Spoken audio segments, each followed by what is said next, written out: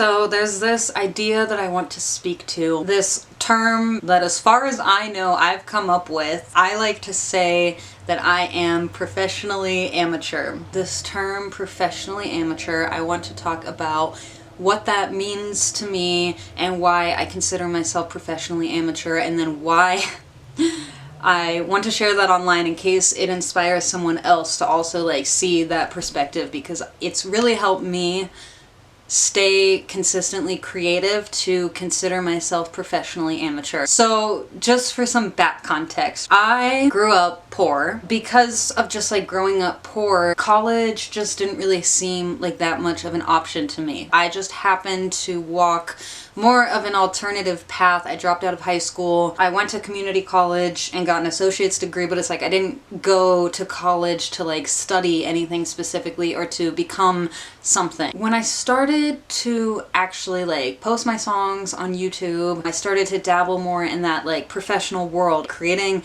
an Instagram, getting business cards made, making a website, all of these things, which because I didn't go to college and I didn't ever think that I would go to college, then it's like that professional world just kind of wasn't in my mind for a long time. I was just traveling the world. I was just an artist, a poet, and so that professional world was kind of like over there, right? But then at a certain point, I realized that in order to be an artist, you also have to have that professional side. Probably around the time I started making YouTube videos is where I started to refer to myself as professionally amateur. When I started to put more of my ideas onto Instagram, that term gave me permission to be amateur, to begin where I was at, to just stay creative, build momentum, stay consistent, put myself online, and to just let myself be professionally amateur. I feel like the word amateur gets so much judgment. People are so scared to be amateur. That's kind of why the route of going to college is so encouraged or so popular. The reason that I want to share this online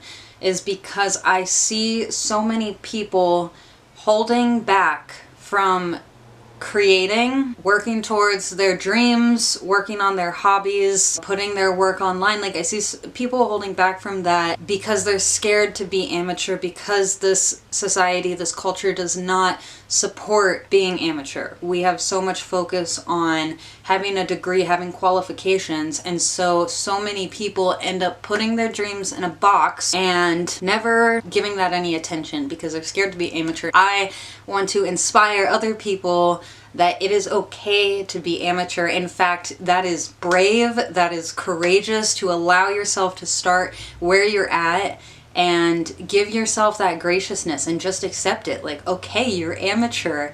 But the question is, what is your relationship with your own creativity? Because that's what's important. If you put your creativity in a box because you're too scared to be amateur, like that at an energetic level is keeping your sacral chakra energy on lockdown. And when your sacral chakra energy is on lockdown, your whole system is on lockdown. So this is getting into my interest with chakras. I recently made a video about the chakra series that I'm doing. I'm drawing all of the chakras, so I'll link that somehow if you're interested to hear like my relationship with chakras and the journey that I'm on there. But the sacral chakra is the chakra center that is related with creativity, sexuality, sensuality. Specifically for women also, that's like your womb space, your womb powers. And so we literally turn off our pleasure, we shut down our womb powers when we're too scared to be amateur because of the small-minded way that our culture thinks after a couple hundred years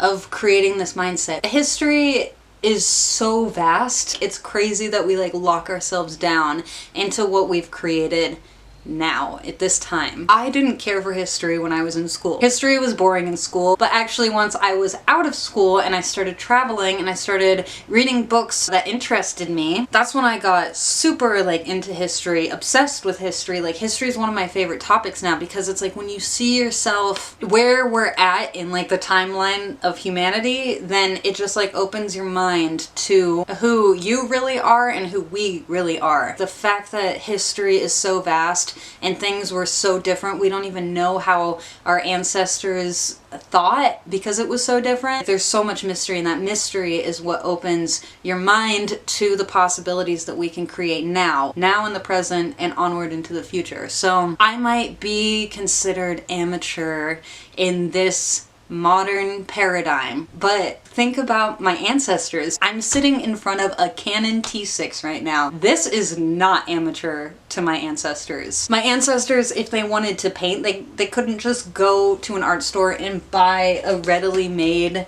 like blue or purple paint. I consider this amateur now because it's the cheapest paint on the shelf and because I didn't go to school to learn how to paint. But my ancestors, they are so happy and proud of me. So that's what I'm saying, is that like when you have this like expanded perspective, when you see yourself as more than just like who you are in this paradigm that we've created, then it's like, yeah, it's amateur now, but it's really not amateur. If you have the courage and you are brave enough to stay creative in a world that wants to shut down your creative powers, that is not amateur. Even if creativity is just a hobby for you, like that's incredible. Any money or any attention that comes from being creative, like that is just the byproduct of the foundation you create with your own creativity. It's just so important for people to stay creative in order to keep the soul of the world alive, which is so important. Talking about all of this has really just led me into this place of wanting to stress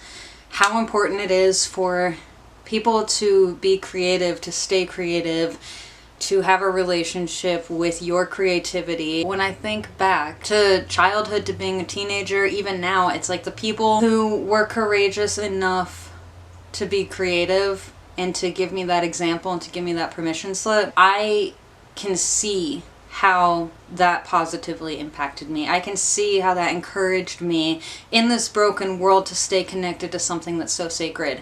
And so, you know, over time, that's just why I've committed to this, is because staying creative, even if it comes off as silly, even if it comes off as amateur, even if it's misunderstood, it's like you don't realize that you might be inspiring other people, giving that permission slip, especially to people who are younger than you, like especially children and teenagers. It's like never underestimate how you might be inspiring the younger generations. It's never too late to start that relationship with your creative energy.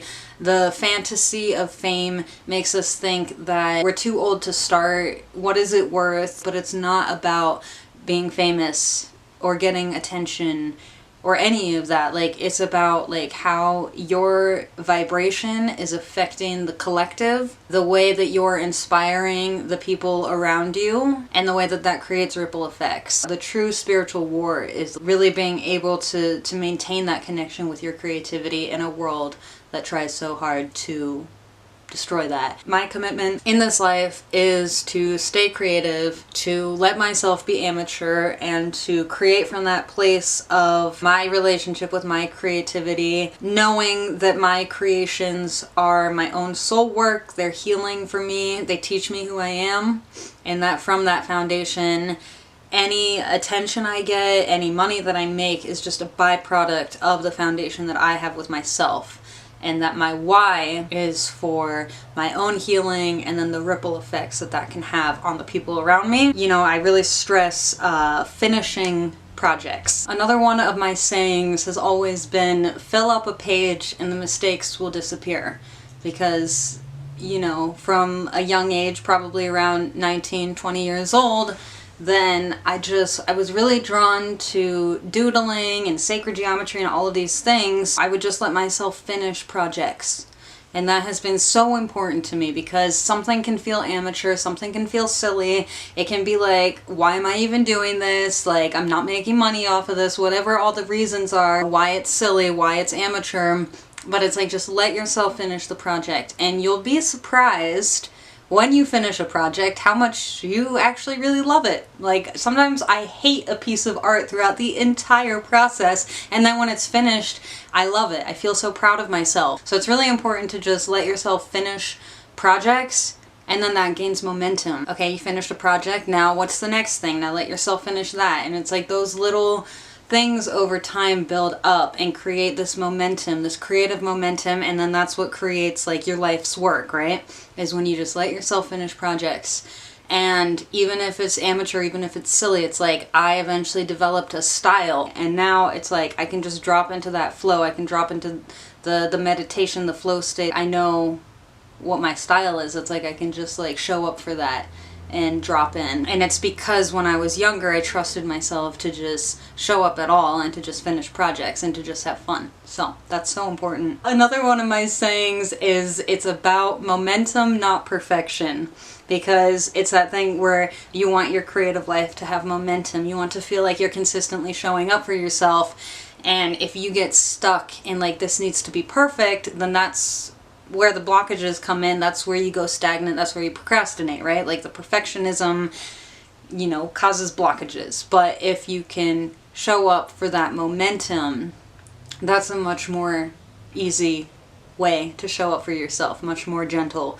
Of like, I want to build creative momentum, I want to have a relationship with myself, I want to learn about myself, I want to heal, I want to have fun, all of that. So, yes, being professionally amateur, letting myself consider myself as professionally amateur has really helped me over the years. Just stay consistent, continue to show up, build creative momentum, finish projects. The confidence is built through the relationship you have with yourself. You can either build your confidence off of what society tells you is okay, or you can build your confidence off of like the relationship that you tend to with yourself. I do believe that the sickness of this world is that people are not living their creative truth, and it's causing lots of soul disease. And so people who have the courage to be creative, stay creative, and be that inspiration, be that permission slip for others, that ripple effect is what is actually going to heal the world, right? So it's truly important work. This is feeling complete for today. My intention with this YouTube channel is to stay consistent and to stay true and to just keep showing up. So yes, subscribe for more content coming from me soon, and thank you so much for being here. I'll see you in the next video.